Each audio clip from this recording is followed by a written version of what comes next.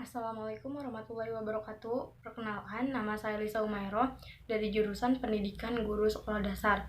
Di sini saya akan membuat video untuk menyelesaikan tugas mata kuliah Sejarah Indonesia. Langsung saja, Sejarah Indonesia. Sejarah Indonesia ada dua. Yang pertama, sebelum Indonesia merdeka.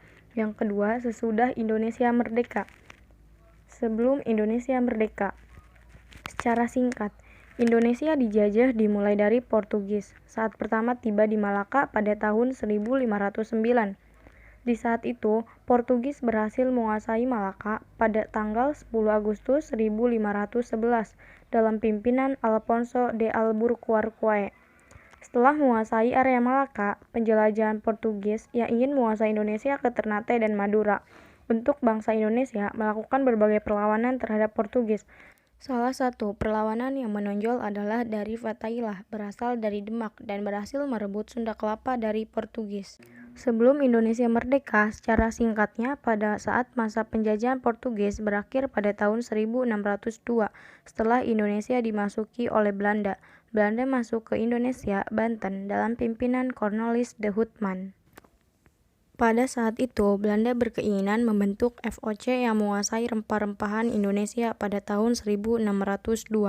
Karena pasar dikuasai oleh Tionghoa dan Inggris, kantor VOC berpindah ke Sulawesi Selatan. Di Sulawesi Selatan, VOC mengalami perlawanan dari Sultan Hasanuddin.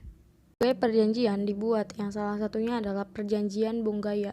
Akan tetapi, Sultan Hasanuddin pun melanggar perjanjiannya dengan Belanda. Setelah itu, mereka berpindah-pindah tempat sampai ke Yogyakarta. Di Yogyakarta, VOC menandatangani Perjanjian Giyanti, yang isinya Belanda mengakui Mangkubumi sebagai Sultan Hamengkubuwono yang pertama.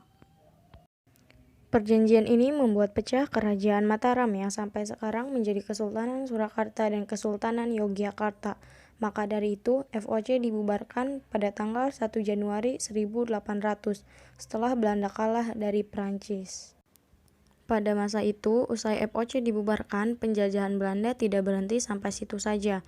Belanda sendiri menunjuk Herman William Daendels sebagai Gubernur Jenderal Hindia Belanda.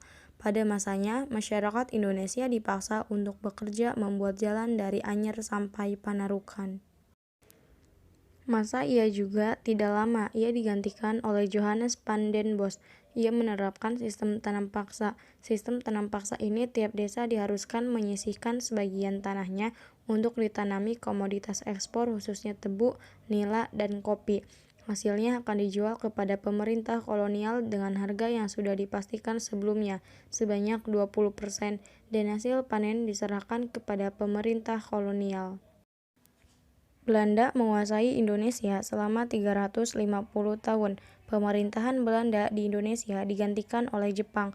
Pada saat Belanda menyerang, mereka menyerah tanpa syarat kepada Jepang dengan melakukan perjanjian Kalijati pada tanggal 8 Maret 1942. Masa pendudukan Jepang ini selama 3,5 tahun dengan rentan waktu pada tahun 1942 dan berakhir pada tanggal 17 Agustus 1945. Pada saat Indonesia yang akan bangkit dari penjajahan yang terus-menerus di Indonesia, dari Jepang sendiri selama memerintah membentuk beberapa organisasi. Organisasi yang dibuat Jepang salah satunya adalah Peta atau Pembela Tanah Air, Putera, Heiho atau Tentara Pembantu, dan lain-lain.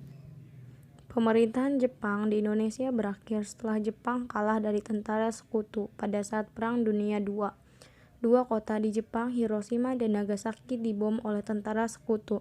Setelah mendengar adanya kekalahan Jepang, dibentuklah sebuah badan yakni BPUPKI atau Dokuritsu Jumbi Chosakai yang diketuai oleh Dr. Raziman Widyodiningrat.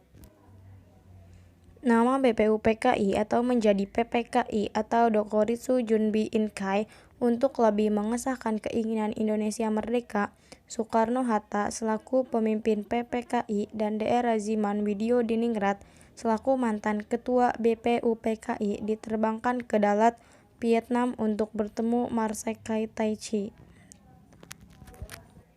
Mereka dikabarkan bahwa pasukan Jepang sedang diambang kekalahan dan akan memberikan kemerdekaan kepada Indonesia. Namun, pada tanggal 10 Agustus 1945, Sultan Syahrir telah mendengar kekalahan Jepang melalui radio Republik Indonesia.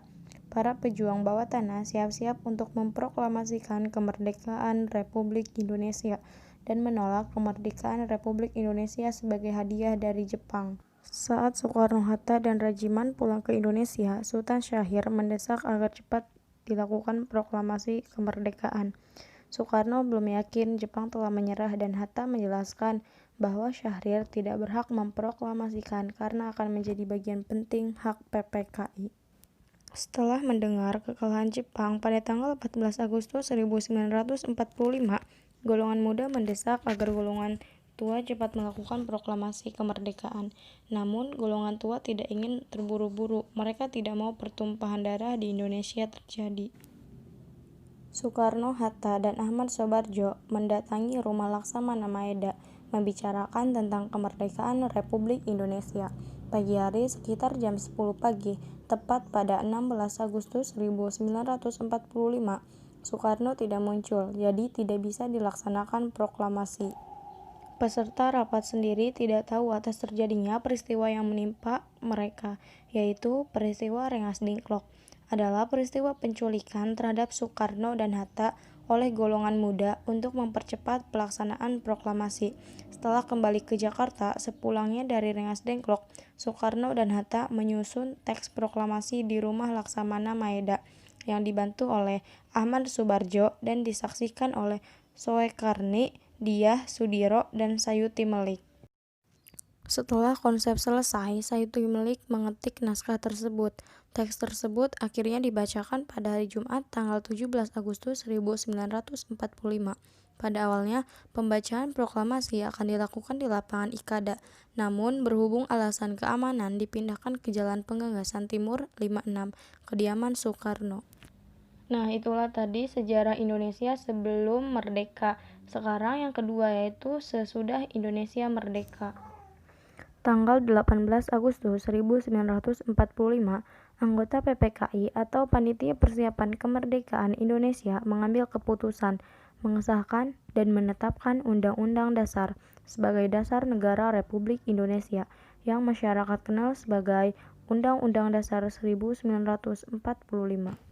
Lalu terbentuklah Pemerintahan Negara Kesatuan Republik Indonesia atau NKRI dengan kedaulatan di tangan rakyat yang dilakukan sepenuhnya oleh Majelis Permusyawaratan Rakyat atau MPR.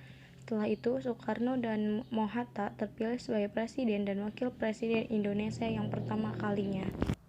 Diusul dari Otto Iskandar Dinata dan persetujuan dari PPKI, Indonesia memiliki wilayah yang bisa dibilang luas transportasi dan komunikasi. Sekitar tahun 1945 masih sangat terbatas. Larangan dan hambatan untuk menyebarkan berita proklamasi oleh pasukan Jepang di Indonesia merupakan faktor yang menyebabkan berita proklamasi mengalami keterlambatan di berbagai daerah. Penyebaran proklamasi kemerdekaan pada tanggal 17 Agustus 1945 dilakukan secara cepat dan menyebar secara luas. Pada saat itu juga, teks proklamasi telah sampai di tangan Kepala Bagian Radio dari kantor Domei atau kantor berita Antara. Baru 2 kali F. Hugh menyiarkan, tiba-tiba masuk orang Jepang ke ruangan radio tersebut pada saat diumumkan dan marah karena telah mengetahui berita proklamasi telah tersiar keluar. Akibat penyiaran tersebut, pimpinan tentara Jepang di Jawa memerintahkan untuk harus ralat berita dan menyatakan sebagai adanya kekeliruan. Pada tanggal 20 Agustus 1945, pemancar tersebut disegel Jepang. Para pegawainya pun dilarang masuk. Namun, sekalipun pemancar pada kantor Domie disegel, para pemuda bersama Jusuf Ronodipuro, yaitu seorang pembaca berita di Radio Domei, membuat pemancar baru dengan bantuan teknisi radio. Mereka mendirikan pemancar baru di Menteng 31. Dari sinilah selanjutnya berita proklamasi kemerdekaan disiarkan secara luas. Selain lewat radio, yang dilakukan para pemuda dalam menyebarkan berita proklamasi juga dilakukan melalui media pers dan surat selebaran. hampir seluruh koran harian di Jawa yang penerbitnya tanggal 20 Agustus 1945 memuat berita proklamasi kemerdekaan dan Undang-Undang Dasar 1945. Koran yang pertama kali memuat berita proklamasi adalah Harian Suara Asia yang berada di Surabaya. Proklamasi kemerdekaan juga disebarluaskan kepada rakyat Indonesia melalui pemasangan plakat, poster, maupun coretan pada dinding tembok dengan tulisan dalam bahasa Indonesia adalah "Hormatilah Konstitusi kami, tanggal 17 Agustus". Usaha tersebut tidak sia-sia. Pada akhirnya, berita proklamasi kemerdekaan Indonesia dapat tersebar luas di berbagai wilayah Indonesia dan sampai ke luar negeri. Selain melalui media massa, berita proklamasi juga disebarkan oleh para utusan daerah secara langsung pelosok negeri yang menghadiri sidang PPKI. Nah, itulah tadi sejarah Indonesia sebelum merdeka dan sesudah merdeka. Terima kasih.